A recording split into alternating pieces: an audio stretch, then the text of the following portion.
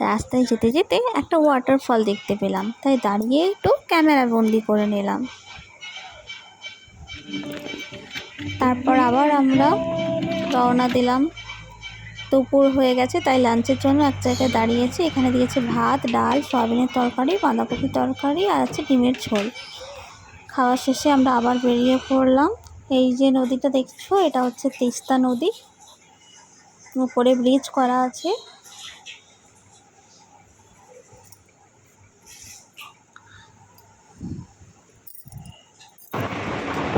ব্রিজের উপর দিয়ে আমরা এখন যাচ্ছি।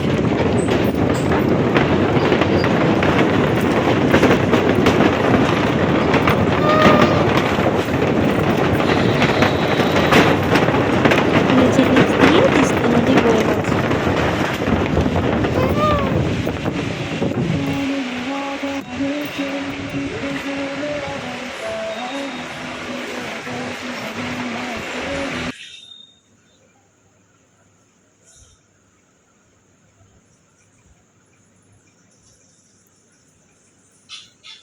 কোথায় যাচ্ছিলে গো তোমরা?